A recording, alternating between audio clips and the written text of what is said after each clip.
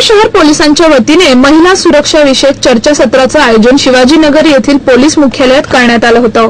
यावेळी महापौर वैशाली बनकर यांच्या हस्ते कराटे प्रशिक्षणाचं उद्घाटनही करण्यात आलं।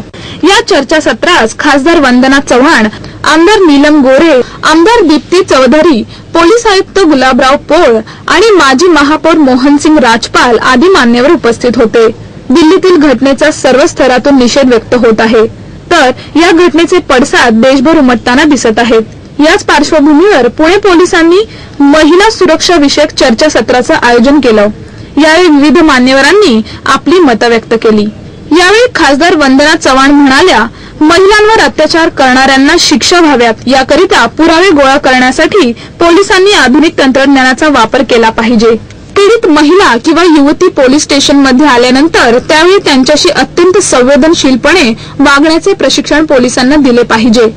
शहरातील मोठ्या इमारतीच्या लिफ्टचे दरवाजे काचेचे असले पाहिजेत, त्याकरिता पालिकेच्या कायद्यामध्ये दुरुस्ती करण्यात यावी, असं यावेळी खासदार वंदना चव्हाण म्हणाले। हे थांबावं लागेल। Websites for pornography, website for photograph which invokes the persons around the person to do something, ह्या गोष्टी आपल्याला कुठेतरी थांबाव्या लागतील। आणि मी परत पोलीस साहेबांना पण विनंती करणार आहे की ज्या ज्या वेळेला आपली होम डिपार्टमेंटचे मीटिंग येईल, प्लीज आपण सुद्धा त्या ठिकाणी सिरियसली ही बाजू मांडा। पोलिसांनी सुद्धा ह्याच्यावर अतिशय सिरियस पद्धतीने हे पॉर्नोग्राफी कसं थांबेल, ब्लू फिल्म्स इंटरनेटवर दिसायला कसे थांबतील, वेबसाईट त्या कशा थांबतील, याच्यावर सुद्धा भर देणं गरजेचं आहे। कारण 2-3 गुन्हे असे झालेत आणि त्याचं कारण सुद्धा असं कळलंय की त्या आधी तो माणूस, तो आरोपी हा अशी फिल्म्स इंटरनेटवर बघत होता आणि म्हणून हे गुन्हे झाले। नवरा असताना नवऱ्याला मारून महिलेवर अत्याचार, रेप झाला होता। This is something which arouses them, that has to stop. शेवटचा फक्त मुद्दा मांडते आणि मी म्हणते की पुणे शहर हे विमेन फ्रेंडली सिटी व्हावी, ह्यासाठी आम्ही 1 वर्षापूर्वीच एक मूव्हमेंट हाती घेतलेली आहे। महिलांसाठी इन्फ्रास्ट्रक्चर, मग बाथरूम, त्याच्यावर आवाज उठवला होता, महिलांसाठी सबलीकरणाचे कार्यक्रम हे तर आहेत, पण महिला सुरक्षित राहायला पाहिजे ह्यासाठी सुद्धा महानगरपालिकेच्या माध्यमातून आज अनेक नगरसेविका आहेत, त्यांना सुद्धा माहिती आहे विमेन फ्रेंडली सिटीजचा कन्सेप्ट आपण, मला वाटतं पुणे महानगरपालिका ही पहिली महानगरपालिका आहे देशातली ज्यांनी ह्या पद्धतीचा अवलंब केलेला आहे। त्याच्यामध्ये साध्या सोप्या गोष्टी आहेत, पण त्याच्यावर आपण लक्ष घालणं गरजेचं आहे। आज पुणे शहरात देखील टॉयलेट बिल्डिंग होतात, 2-2 मजले खाली पार्किंग असतं, 35-40 फ्लोअरचे बिल्डिंग होत आहेत। त्या ठिकाणी एखादी महिला लिफ्ट मधनं ज्यावेळेला जात असेल तेव्हा माझ्यासारखी सुद्धा फार काही सुरक्षित मला वाटत नाही, आणि त्यात एखादा कोणतरी स्ट्रेंज लुकिंग माणूस आला त्या लिफ्ट मध्ये तर आणखीनच आपल्याला भीती वाटते किंवा थोडंसं मनात धाकधूक वाटत असते। मग या लिफ्टचे जर दरवाजे आपण काचेचे केले तर मग सुरक्षितता जास्त वाटते। साधी सोपी गोष्ट आहे, पण त्याचा अवलंब जर आपण केला आणि त्या पद्धतीच्या डीसी रूल्स मध्ये पुणे महानगरपालिकेने डेव्हलपमेंट कंट्रोल रूल्स मध्ये हे ह्या पद्धतीचा चेंज केला, ह्या पुढच्या बिल्डिंग ज्या असतील बांधल्या जातील त्याच्या लिफ्टचे दरवाजे हे काचेचे ट्रान्सपरंट असतील। प्रत्येक फ्लोअरला सीसीटीव्ही लावणं शक्य आहे का? जिथं पार्किंग होतं तिथं लावणं शक्य आहे का? तर हे सहज शक्य आहे आणि ते मॉनिटर करणं पण गरजेचं आहे।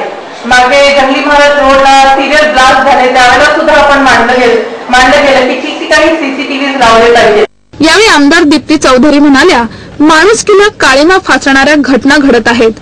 दिल्लीतील घटनेनंतर महिला सुरक्षित आहे का असा प्रश्न उपस्थित होतोय।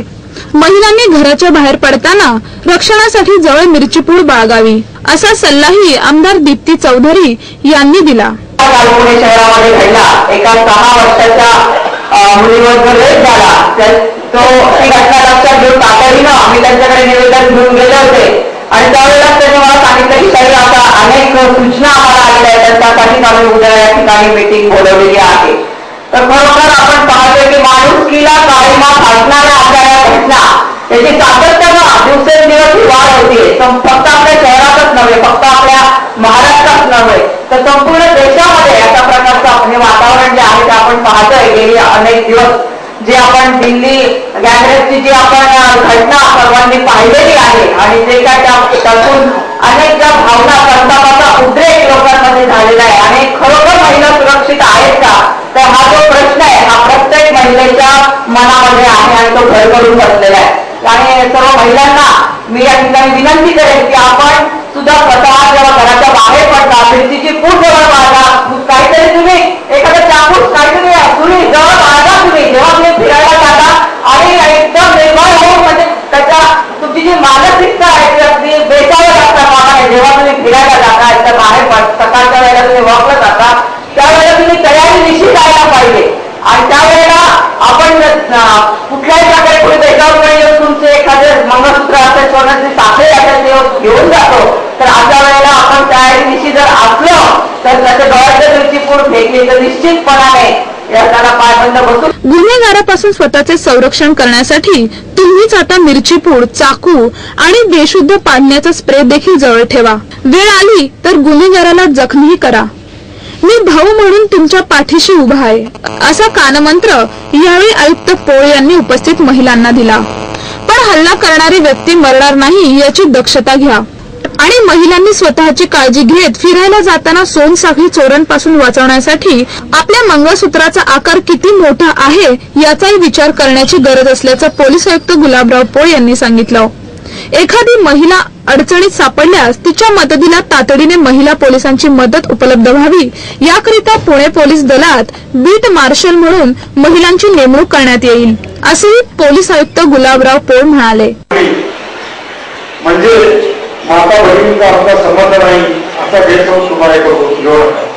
आमच्या घरात सुद्धा माता आहे, बहिणी आहे, मुलगी आहे, पत्नी आहे. आम्ही देखील समाजाचा एक घटक आहोत. त्यामुळे आम्ही तुमच्या प्रश्नासंदर्भात जागरूक आहोत त्याबद्दल तुम्ही काही काळजी करू नका. आता या ठिकाणी आमदार चौधरींनी उल्लेख केला मंगळसूत्रात या ठिकाणी बरीच महिला आहे. माझी सर्वांना विनंती आहे आपलं मंगळसूत्राची साईज काय आहे बघा. गुन्हेगारांना चोरी करण्याकरता संधी प्राप्त होईल असं मंगळसूत्र असू नये एवढी दक्षता घेण्यामध्ये काय अडचण आहे तुम्हाला.